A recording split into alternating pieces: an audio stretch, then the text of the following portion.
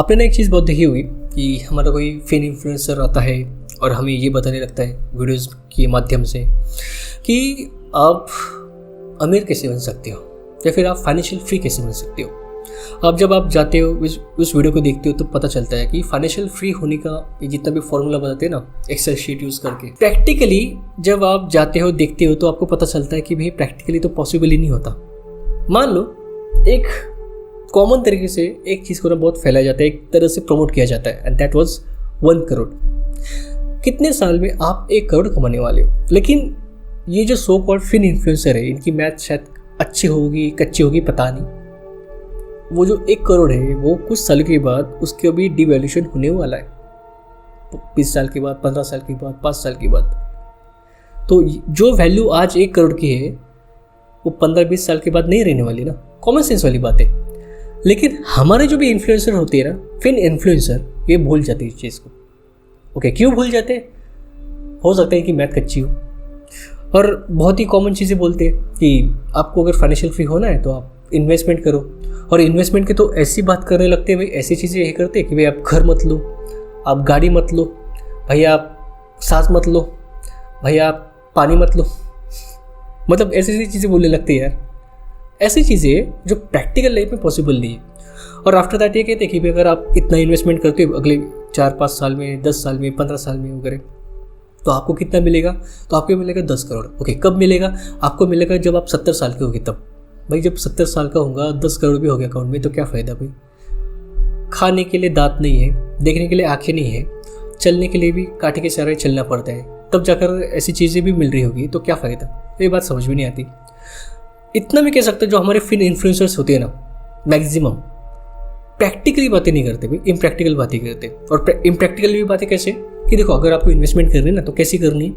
तो आपकी अगर मान लो 50,000 की सैलरी है, ठीक है, 50,000 की सैलरी से आपका खर्चा होता होगा भाई 30,000, 20,000, उसमें से जितना बाकी रहेगा भाई आप ना इसमें डाल दो।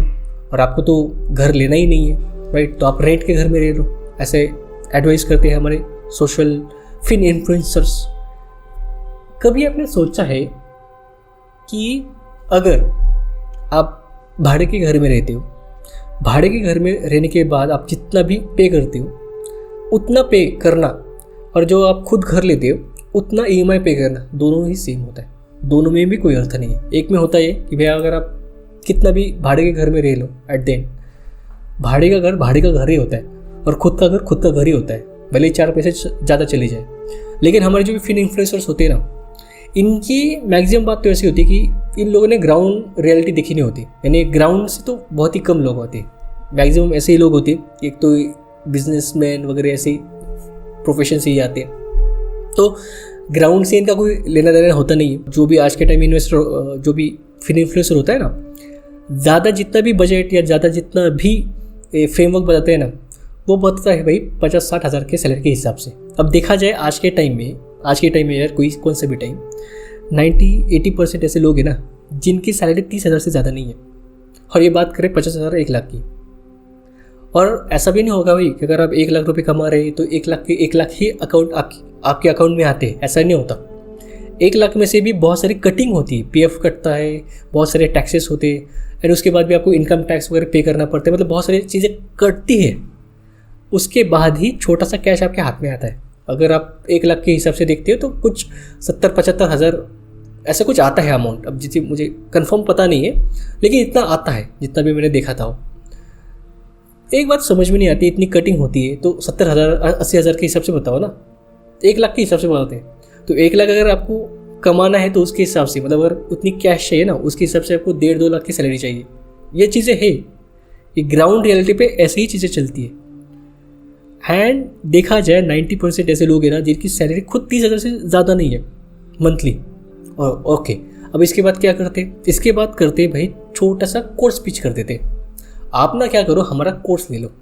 इस कोर्स में हमने ये बताया कि आप कैसे ट्रेडिंग कर सकते हो, कैसे स्टॉक मार्केट रन कर सकते हो, कैसे आप पोर्टफोलियो बना सकते हो, कैसे आप जो क्रिप्टो करेंसी इसमें इन्वेस्ट कर सकते हो, कैसे आप ये जो ऑप्शन ट्रेडिंग कर सकते हो, ऐसा वैसा। लेकिन मैं इतना कह सकता हूँ कि इनके चक्कर में जितने भी लोग जाते हैं ना, एट द एंड समझ जाओ क्या हो जाता है, उनका कट ही जाता है। अभी मेरा एक दोस्त था, उसने क्या किया था कि ये जो सो कॉल्ड इन्फ्लुएंसर है इसके चक्कर में पड़ा था वो, और उसने स्टॉक मार्केट में बिना सोचे समझे उसने क्या किया था, ऑप्शन ट्रेडिंग में आ गया था वो, ठीक है। उसने लगा दिए पैसे, उस बंदे के 5 लाख रुपए चले गए एक हफ्ते के अंदर। अब ये जो 5 लाख थे ना उसके जो चले गए, वो 5 लाख रुपए उसके ऐसे थे कि उस बंदे ने 5 साल सेविंग की थी उसकी, 5 साल की सेविंग 7 दिन में चली गई। क्या ये जो चीज़ें होती है, जो हमारे जो भी सोशल इन्फ्लुएंसर्स होते हैं, फिन इन्फ्लुएंसर्स, क्या इसकी रिस्पॉन्सिबिलिटी ले सकते हैं? क्या इसकी गारंटी ले सकते हैं? क्योंकि ये तो कोई सेबी रजिस्टर लोग होते ही नहीं है, ये तो कुछ कोर्सेज वगैरह किए होते, मतलब कुछ प्रोफेशन वगैरह होता है, कोई बिजनेस कर रहे होते एंड अपना यूट्यूब चैनल चला रहे होते। मैं एजुकेशन रिलेटेड जो भी कंटेंट है ना उसकी भी बात नहीं कर रहा हूँ, मैं बात कर रहा हूँ ना जहाँ पर आप एक फ्रेमवर्क या कुछ ऐसी चीज़ें बोल रहे हो ना कि अगर आप पैसे लगाते हो तो आप अमीर बन जाओगे, मैं इसकी बात कर रहा हूँ जो पॉसिबल ही नहीं है, जो प्रैक्टिकली पॉसिबल नहीं है। फ्रीडम ये जो होता है ना financial freedom, practically financial freedom possible ही नहीं होता अगर आप पैसे इन्वेस्ट कर रहे होते। क्योंकि पैसे अगर आपको इन्वेस्ट करना है तो भाई उसके लिए भी पैसे चाहिए, और वो भी पैसा ऐसा नहीं होगा 500 रुपये 1000 रुपये, उससे नहीं होगा, वो भी बहुत पैसा चाहिए, तब जाकर आपको कुछ रिटर्न मिलेगा, और लॉन्ग टर्म उसका जो भी रिटर्न है ना वो बहुत बढ़ता रहेगा। अदरवाइज अगर आपका रिटर्न 200-300% भी होगा एंड अगर आपकी इन्वेस्टमेंट 1000 रुपये की होगी ना, तो 1000 सिर्फ क्या होगा, 1000 तो 2000 हो गए, 3000 होंगे, क्या उससे घर चल जाएगा? क्या उससे खर्चे निकल जाएंगे? कॉमन सेंस वाली बात होती है भाई। तो एट दिन में इतना कह सकता हूँ कि इन्वेस्टमेंट वगैरह ये जो चीज़ें होती है ना वो है, बिल्कुल एग्जिस्ट करती है, करनी भी चाहिए, बट जो भी प्रोफेशन होता है ना उसको भी उतना सीरियसली लेना चाहिए।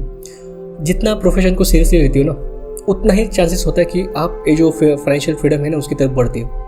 और दूसरी बात यहाँ पर ये भी आती है, ये जो सोशल इन्फ्लुएंसर जो भी होती है, जो फिन इन्फ्लुएंसर जो भी होती है हमारे, ये बहुत चीज़ों को ना मिस करते हैं। ओके, कौन सी चीज़ों को मिस करते हैं? ये मिस करते हैं ना प्रैक्टिकल थिंकिंग को। भाई प्रैक्टिकली ग्राउंड पे ना रियलिटी बहुत अलग होती है। फॉर एग्जांपल आप गोल्ड मत लो, एफडी मत करो, ये मत करो, वो मत करो, प्रैक्टिकली चीज़ें अलग होती है। लेकिन जिन लोगों ने प्रैक्टिकल थिंकिंग की नहीं लाइफ में कभी, या जिन लोगों ने कभी भी रियलिटी देखा ही नहीं है, लाइफ की रियलिटी, भाई उनसे आप ज़्यादा एक्सपेक्ट नहीं कर सकते, राइट। और एक चीज़ होती है, इन लोगों का एट द एंड एक ही पर्पज़ होता है यूट्यूब वीडियोज़ बनाने का, वो होता है भाई पैसा, AdSense money, sponsorship money, affiliate money, मतलब जो भी प्रोडक्ट्स वगैरह कुछ सेल करते हो भाई वो, and course selling, that's it. And सबसे ज़्यादा आज के टाइम में जो भी इंडियन यूट्यूबर है ना वो कमाता है सिर्फ और सिर्फ कोर्स सेलिंग से। आज के टाइम में आप कहीं पे भी जाओ, कितना भी बड़ा क्रिएटर क्यों ना हो जिसकी फैन फॉलोइंग 30 मिलियन 20 मिलियन के आसपास है, 5 मिलियन 4 मिलियन जितने भी हो, आज के टाइम में सिर्फ और सिर्फ एक ही चीज़ से वो पैसा कमा रहे ज़्यादा से ज़्यादा, वो है कोर्स सेलिंग। और कोर्सेज भी क्या सेल कर रहे होते हैं, जहाँ पर तो सिर्फ ड्रीम सेल किए जाते, आप ये कोर्स ले लो आप फाइनेंशियल फ्री हो जाएंगे। अब आप उस चीज़ से फाइनेंशियल फ्री होगे नहीं होगे आई डोंट नो, लेकिन मैं इतना कह सकता हूँ ये लोग तो ज़रूर बन जाएंगे, बिकॉज एक कोर्सेज की प्राइस ये 10-15 हज़ार के आसपास रखते हैं। एंड इनको अगर लाइफ टाइम में 10,000 1 लाख भी क्लाइंट्स मिल गए ना ऐसे भी, तो भाई ऐसे भी 100-200 करोड़ तो वैसे ही कमा लेंगे। मतलब आज के टाइम में ये समझ में नहीं आता भाई ऐसा क्या चल रही है सोशल मीडिया, या क्या ऐसी चीज़ें चल रही है कि लोगों को एफर्ट लेकर आगे नहीं जाना चाहते, लोगों को चाहिए भाई एक शॉर्टकट, और इसी का ही ये लोग फ़ायदा उठाते। जितना ये लोग रिस्पॉन्सिबल है ना ऐसी चीज़ें के लिए, उतना भी हम ही रिस्पॉन्सिबल है ऐसी चीज़ के लिए, क्योंकि हम शॉर्टकट्स चाहते और ये लोग हमें स्कैम बेचना चाहते। एक अच्छा स्कैम, एक कोर्स वाला स्कैम, जिस स्कैम को लेने के बाद स्कैम ही होने वाला है यार, ज़्यादा से ज़्यादा क्या होगा, पैसे ही जाने वाले। बहुत सारे ऐसे लोग हैं जिनके पैसे जाते हैं, उनकी जो भी कहानी होती है ना वो कभी नहीं आएगी, लेकिन कहानी किसकी आएगी भाई, जो टॉप पे पहुँचाए, मतलब 1% वाला होगा ना कहानी उसकी आती है। 99 जो फेल होती है ना अभी उनकी कहानी नहीं आएगी, क्योंकि वो जो कहानी होती है ना वो डॉक्यूमेंटेड नहीं होती। सो एट द एंड दिखाया जाए, इनको तो करना है स्कैम और कमाना है वे स्कैम से ही पैसे। एट द एंड क्या होगा, एट द एंड एक ही चीज़ होगी, वो होगा भाई स्कैम।